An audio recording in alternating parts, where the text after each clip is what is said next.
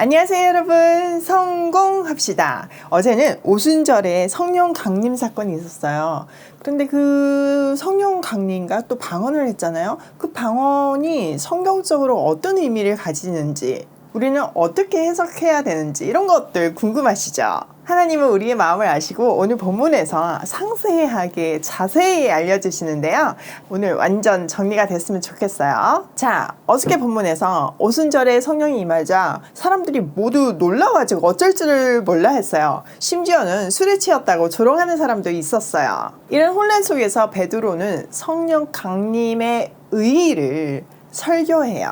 구약을 기독론적으로 해석하면서 예수 그리스도의 구속과 성령 강림을 풀어서 설명해줘요. 자, 베드로의 해석 설교를 통해서 모든 궁금증 한번 풀어보아요. 14절, 베드로가 11사도와 함께 서서 소리를 높여 이르되 유대인들과 예루살렘에 사는 모든 사람들아, 이 일을 너희로 알게 할 것이니 내 말에 귀를 기울이라.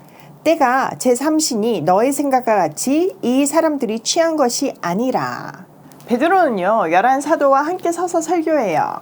사도들의 대표로 주의를 굳혔음을 볼 수 있죠. 그의 설교의 대상은요 유대 사람과 예루살렘에 사는 모든 사람들이었어요. 즉 오순절을 맞아서 예루살렘으로 온 모든 유대인들과 예루살렘 거주 유대인들을 말해요. 또 개종한 이방인들도 포함되어 있었고요. 그건 10절 11절에서 볼 수 있죠. 또 설교의 내용은요, 이 일, 조금 전에 경험한 성령 강림과 그 결과 나타난 방언에 대한 것이었어요. 그는 현재 시간을 언급해요. 제3시는요 지금의 오전 9시를 얘기해요. 그러니 상식적으로 이른 아침부터 이 단체가 술에 취했다고 생각하는 것은 맞지 않다고 얘기하는 거죠. 자, 16절, 이는 곧 선지자 요엘을 통하여 말씀하신 것이니 일렀으되 하나님이 말씀하시기를 말세에 내가 내 영을 모든 육체에 부어주리니 너희의 자녀들은 예언할 것이요 너희의 젊은이들은 환상을 보고 너희의 늙은이들은 꿈을 꾸리라. 그때 내가 내 영을 내 남종과 여종들에게 부어주리니 그들이 예언할 것이요 또 내가 위로 하늘에서는 기사를, 아래로 땅에서는 징조를 베풀리니. 그는요 지금 이 사건은 요엘 선지자가 기록한 예언의 성취라고 말하고 있어요. 요엘서 2장 28절에 보면요 그 후라고 기록하고 있지만 베드로는요 그것을 말세에라고 해석해요. 자, 말세는 예수님의 초림과 재림 사이를 말하죠. 성령 강림은 종말이 임했음을 의미하는 거예요. 요엘은요 내가 내 영을 모든 사람에게 부어줄 것이라는 하나님의 약속을 언급해요. 여기서 모든 사람은요 예수를 주라 시인해서 하나님의 자녀가 된 사람들이에요. 또 성별과 나의 신분에 상관없이 모두에게 부어주신대요. 또 여기서 부어주리라 라는 동사는요 엄청난 폭우를 연상시키는 단어이고요. 또 1인칭 미래 능동형으로 쓰여 있어요. 이것을 통해서 하나님의 강한 의지와 성령 충만을 통한 풍성한 선물을 기대할 수 있어요. 또 환상, 꿈, 예언은 구약에서 하나님의 말씀이 임하는 방식이죠. 이 하나님의 말씀은 구약에서는 특별한 사람들한테만 임했지만 이제는 주의 자녀가 된 모든 사람들에게 임한대요. 그것의 징표로 다른 언어로 하나님의 큰일을 말하는 것을 보여줬잖아요. 그 낭곱 방언을 한 사람들은 남자, 여자, 오순절에 낭곱 방언을 한 사람들은 남녀노소 상관없이 다 임했잖아요. 그렇게 된다는 거죠. 자, 18절, 그때 내가 내 영을 내 남종과 여종들에게 부어주리니 그들이 예언할 것이요 또 내가 위로 하늘에서는 기사를, 아래로 땅에서는 징조를 베풀리니 곧 피와 불과 연기로다. 주의 크고 영화로운 날이 이르기 전에 해가 변하여 어두워지고 달이 변하여 피가 되리라. 누구든지 주의 이름을 부르는 자는 구원을 받으리라 하였느니라. 자, 엄청난 천체의 변화를 언급해요. 이것은 성령의 오심으로 인해서 시대가 격변할 것을 말해주고 있어요. 하나님께서는 기사와 징조를 통해서 종말이 도래했다는 것을 확인시켜 주시는데 이미 예수님의 사역을 통해서 보여주셨고 이제 성령 강림을 통해서 다시 드러난다는 거죠.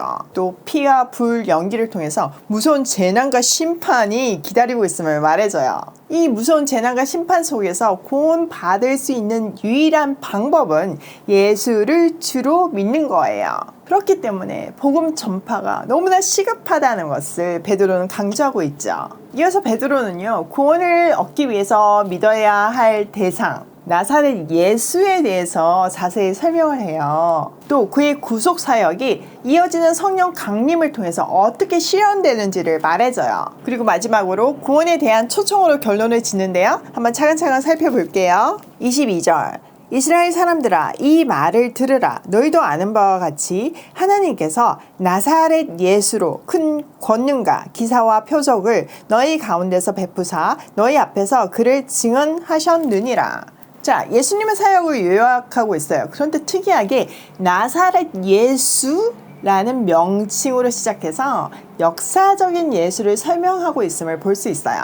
권능과 기사의 연속이었던 그의 사역은 그가 하나님이심을 증명하는 것이고 그 모든 것은 하나님의 뜻을 성취하는 것이었어요. 자, 23절. 그가 하나님께서 정하신 뜻과 미리 아신 대로 내준 바 되었거늘 너희가 법 없는 자들의 손을 빌려 못 박아 죽였으나 하나님께서 그를 사망의 고통에서 풀어 살리셨으니 이는 그가 사망에 매여 있을 수 없었음이라. 자, 다음으로는 예수님의 죽으심과 부활에 대한 정리예요. 그 당시 사람들은요, 이 예수님의 십자가 사건을 직접 목격했거나 아니면 적어도 듣기는 했어요. 사실 이 일은 그들한테 엄청난 충격이었거든요. 그러니까 이 일에 대한 해석이 필요했어요. 베드로는 이 십자가 사건은 하나님의 계획이지만 동시에 사람들의 못박음으로 성취되었음을 말해요. 그래서 그들에게 그 죄에 대한 심판과 책임이 있다고 말하는 거죠. 비록 그들의 악함 때문에 예수님이 십자가에서 죽으셨지만 죽음에 갇혀 있지 않고 사망 권세를 깨뜨리심으로 부활의 첫 열매가 되셨다고 말해요. 그러니까 예수님의 부활이야말로 하나님이신 예수님의 정체성을 증명해주고 있는 거죠.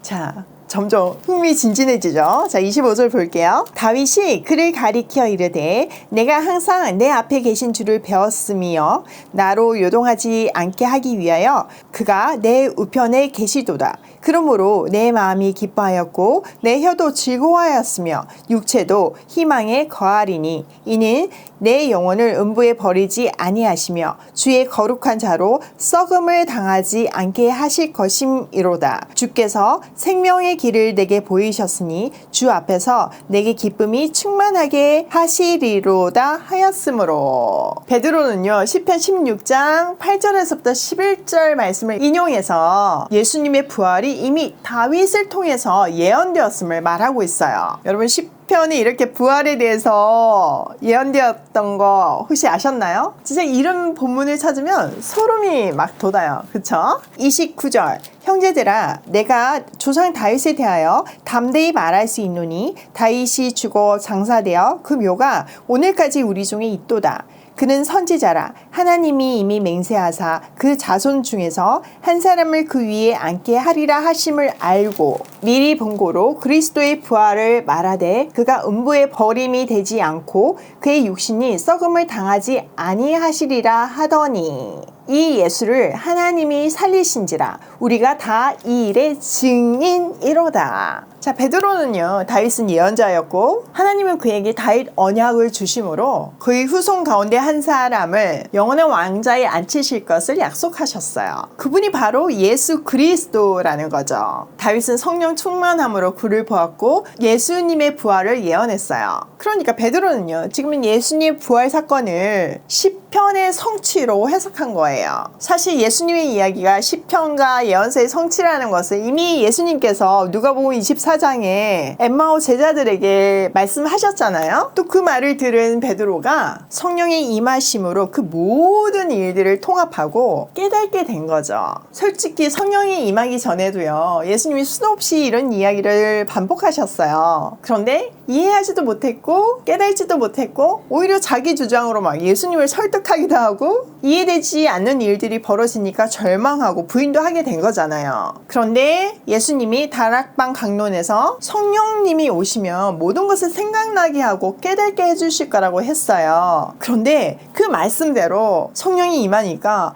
예수님의 말씀들이 생각이 나고 깨달아지는 거예요. 퍼즐 조각들이 맞춰져서 그림이 되는 거죠. 그래서 이제는 그 일의 증인이 되어서 담대히 말하고 있는 거고요. 자, 33절. 하나님이 오른손으로 예수를 높이심에 그가 약속하신 성령을 아버지께 받아서 너희가 보고 들은 이것을 부어주셨느니라. 베드로는요, 부활에 이어서 승천을 설명해요. 오른손으로 예수를 높이심에 라는 말은요, 예수님의 승기를 말해요. 또 약속하신 성령을 우리에게 주셨다고 하죠. 예수님의 승천으로 성령 강림이 성취되었고, 성령은 예수님의 영이기에 예수님이 영원히 우리랑 함께 계신다는 의미예요. 즉 예수님의 승천은요, 영원한 현존을 말하고 그에 따라서 모든 세대의 크리스찬들은 예수 그리스도와 함께 있을 수 있음을 말하는 거예요. 지금 우리하고도 예수님이 함께 계시잖아요. 그것을 성경적으로 설명해 주고 있어요. 자, 34절.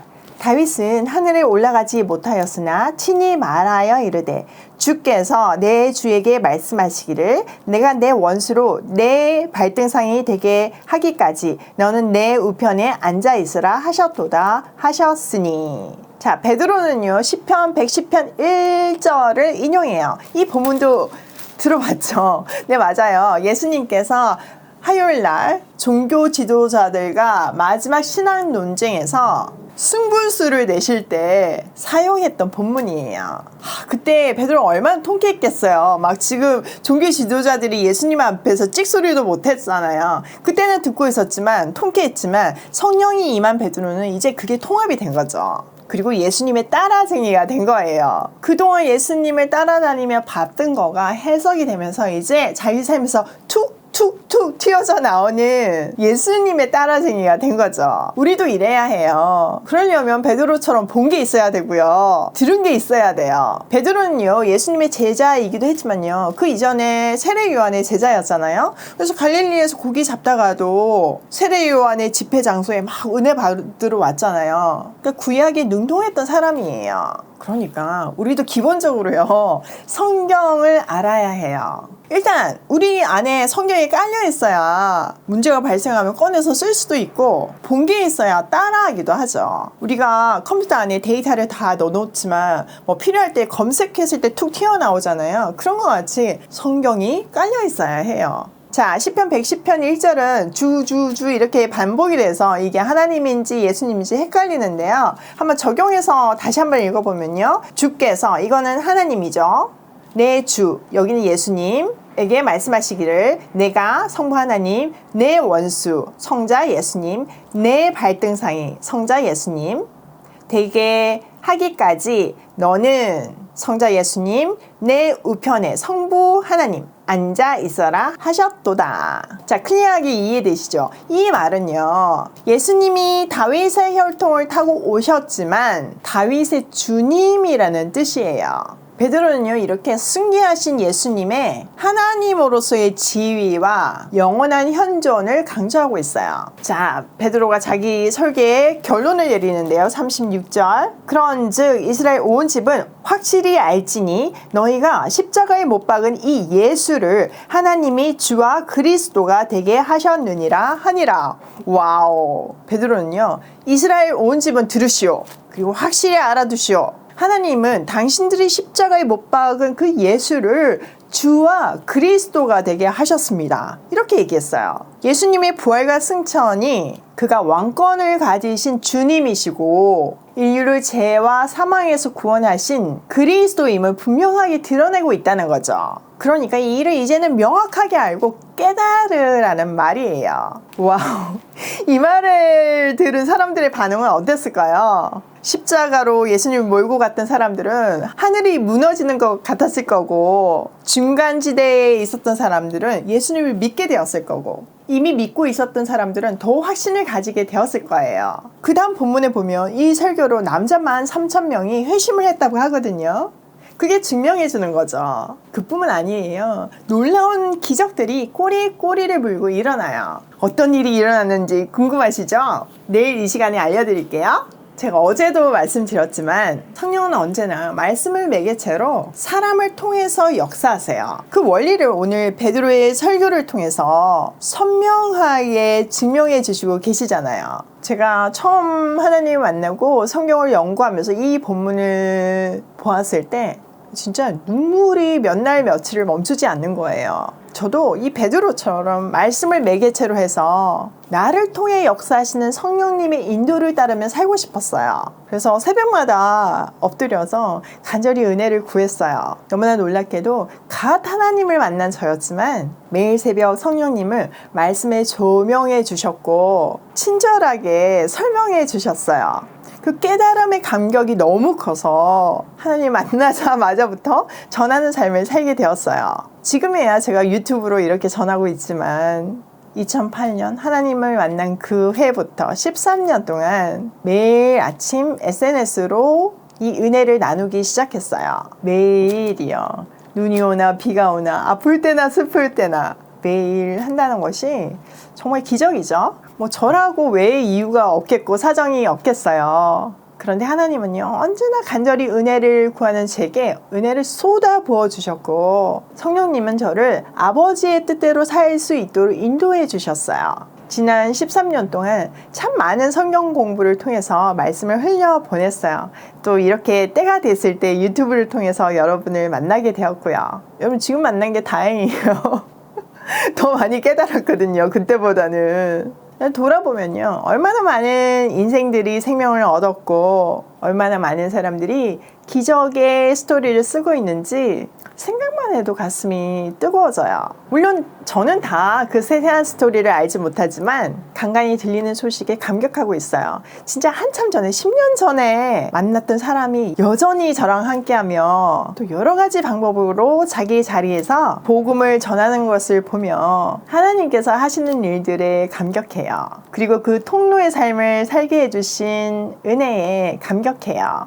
우리 신랑 되신 예수님은 다시 오실 거라는 약속을 남기시고 승천하셨어요. 신부된 우리는 신랑을 사랑하는 마음으로 그의 문화, 천국 문화를 익히는 신부 수업을 이 땅에서 해야 해요. 그 일은요 고역이 아니라 우리의 기쁨이에요. 제가 말씀 매일 전하는 거 물론 육체적으로 힘들고 제가 부족하니까 이 깨달으려면 얼마나 연구를 해야 돼요. 그러니까 힘들죠. 그렇지만 진짜 말할 수 없는 기쁨이 저한테 있기 때문에 계속 할 수 있는 거잖아요. 우리가 사명을 감당할 때 하나님은 그 기쁨을 주시거든요. 우리 함께 그날이 올 때까지 주님이 아름다운 신부가 될 수 있도록 준비해봐요. 성령님이 반드시 인도해 주세요. 너무 설레지 않나요? 오늘도 말씀을 매개체로 우리를 통해서 일하시는 성령의 인도하심을 따르는 발걸음으로 고고싱 해요.